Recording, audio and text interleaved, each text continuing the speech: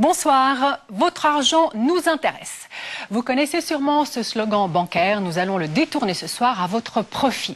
Que vous cotisiez à l'AVS ou à un fonds de pension, que vous ayez fait un petit héritage, votre argent ne dort pas sous votre oreiller, du moins j'espère. Cet argent, vous allez peut-être le placer, ou en tout cas, pour qu'elle rapporte, votre fonds de pension, lui, va placer vos cotisations. L'intérêt, c'est de savoir comment. On parle beaucoup aujourd'hui de fonds éthiques, écologiques, durables, d'investissement socialement responsable. Alors qu'est-ce que ça veut dire et est-ce que c'est fiable?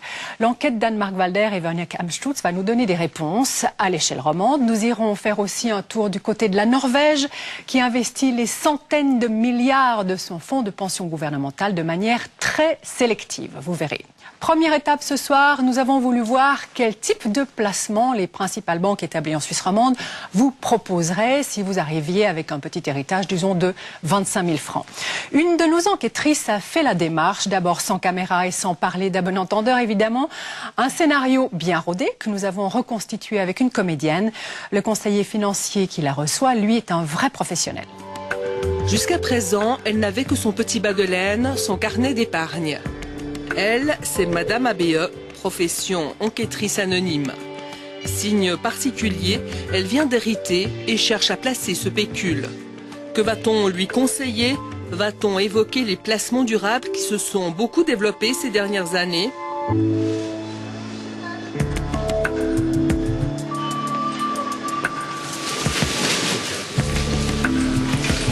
Bonjour monsieur, j'aimerais des renseignements pour placer de l'argent. Tout à fait. Je peux voir si mon collègue monsieur Bonvin peut vous recevoir.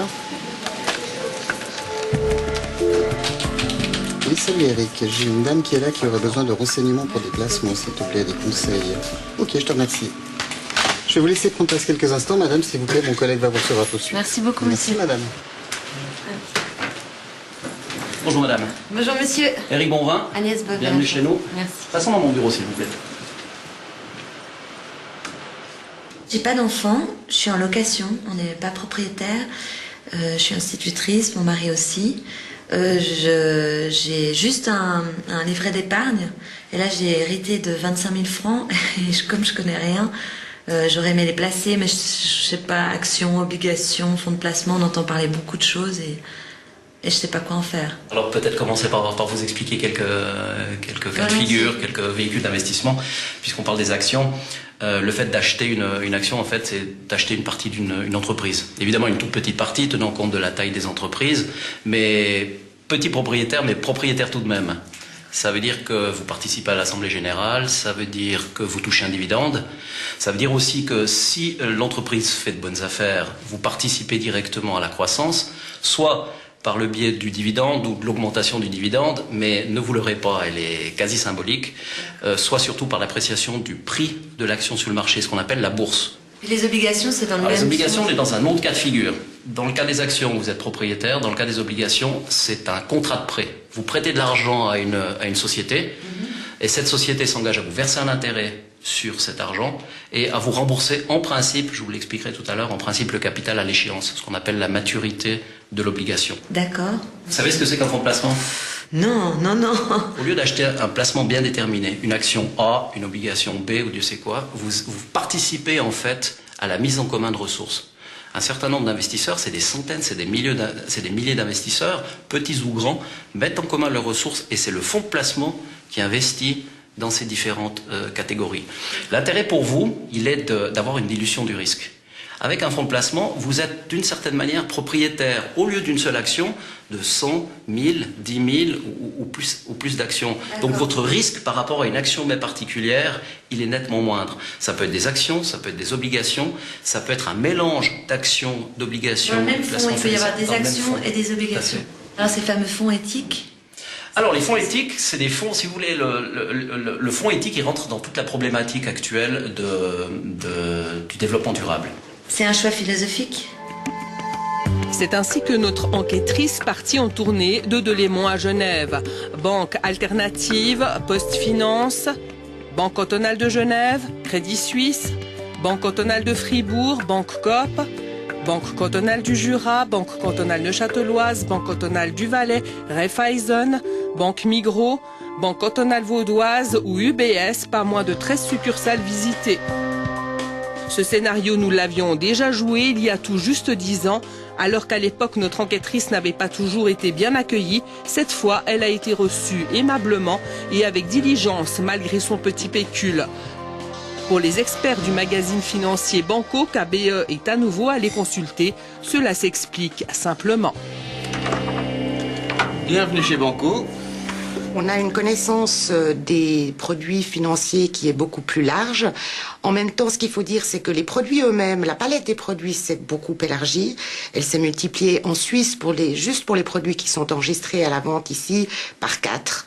Et pas seulement par le nombre, mais aussi par le type de produits qui existent, qui sont aujourd'hui beaucoup plus sophistiqués, qui sont beaucoup plus pointus. Est-ce que vous êtes une joueuse? L'évaluation s'est ensuite faite selon 4 critères. Primo, les propositions de placement. Deuxio, la spontanéité des propositions éthiques. Tertio, les conseils et mises en garde. Enfin, le plus important, la définition du profil. Vous qualifieriez votre position par rapport au risque? Vous considérez comme... C'est sur une échelle de genre 1 à 10, quelque chose comme ça? Ouais, ou dans la vie de tous les jours. Le b.a.-ba d'un conseiller financier, c'est toute manière de connaître son client. Quand on connaît son client, on peut lui offrir un service beaucoup plus adapté. Et là, certains ont été un petit peu courts, si vous voulez, en termes de questions, pour aller très vite à l'essentiel, qui était de vendre le dernier produit à la mode, ou en tout cas celui qui était sur le bureau. Très peu de ces 13 banques ont pris des risques à la place de la cliente. C'est-à-dire que le profil de risque n'était pas suffisamment défini dans certains cas, et ils ont préféré donner des produits, disons, un peu remplan-plan, plutôt que peut-être de définir une allocation d'investissement, disons, peut-être plus adaptée et qui permettrait d'avoir plus de revenus sur la durée qui était de 5 ans. Dans le détail, 2 établissements obtiennent la mention très bon. Post Finance. Mention très bon, pourquoi? Parce que il a eu le courage d'aller un peu plus profondément dans l'analyse du profil en demandant à votre enquêtrice si justement une grosse perte boursière l'empêchait de dormir ou pas. Ce sont des questions que les gens comprennent. L'établissement en question a de toute manière préservé le capital en proposant un investissement dans des revenus à taux fixe sur la durée de 5 ans, mais il a proposé aussi d'investir une partie de cette somme dans des fonds plus agressifs, en actions et dans des domaines qui sont, à notre avis, des domaines porteurs sur le long terme, que sont les pays émergents ou les matières premières. Et c'est le seul qu'il a proposé parmi les 13 établissements. Très bon aussi pour la banque alternative. Au travers des réponses qui ont été données, on a pu deviner de qui il s'agissait et on a apprécié le fait que ce soit un établissement qui soit tout à fait cohérent sur l'ensemble de ses activités. C'est-à-dire qu'il ne fait pas que de proposer des produits qui sont à orientation éthique, à orientation sociale, mais qui soit lui-même un établissement éthique et social. Décroche la mention bon la Banque cantonale de Genève, la Banque cantonale neuchâteloise, la Banque cantonale vaudoise, la Banque Coop, le Crédit Suisse et l'UBS. Enfin, 5 établissements obtiennent la mention moyen. Tous ceux qui n'ont pas été assez dans les détails, même dans un laps de temps relativement court, n'ont pas fait leur travail. Nous les avons pénalisés pour ça. Ensuite de cela, la plupart des propositions qui ont été faites étaient des propositions entre guillemets standards, c'est-à-dire le fonds le moins risqué, qui leur demande, enfin qui rassure presque plus le banquier que le client. Ils ont essayé de se débarrasser. Non, c'est pas débarrasser, mais ils ont essayé de trouver une solution qui permette entre guillemets de ménager la chèvre et le chou. Sauf que quand on ménage la chèvre et le chou, on n'obtient rien du tout. Ce sont la Banque cantonale de Fribourg, le seul établissement où ABE n'a été accueilli que quelques minutes au guichet, la Banque cantonale du Jura, la Banque cantonale du Valais, la Banque Migros et la Raiffeisen. Si aucun établissement n'a été jugé insuffisant, tous les points ayant été abordés, le plus souvent les conseillers ont opté pour des produits peu risqués, ce qui pour nos experts relève d'une certaine logique, tout en suscitant quelques regrets. En plus cet argent, je pense que c'est intéressant de le placer, donc Autant prendre quelques risques quand même, mais pas trop. Très peu d'établissements ont proposé justement de ces produits qui permettent aujourd'hui de participer de manière précise, ne serait-ce que sur une toute petite partie de son investissement, à des thèmes du type les matières premières ou les marchés émergents qui nous semblent aujourd'hui assez importants. Alors pour bien faire, procurez-vous de la documentation. Allez sur Internet où l'on peut même trouver des tests visant à définir son profil d'investisseur. Et prenez rendez-vous avec plusieurs conseillers bancaires. Puis comparez, réfléchissez, donnez du temps au temps pour enfin foncer en n'oubliant jamais de choisir un conseiller avec lequel vous vous sentez à l'aise. Parce qu'au-delà des chiffres, un bon placement, c'est aussi le fruit d'une bonne relation humaine.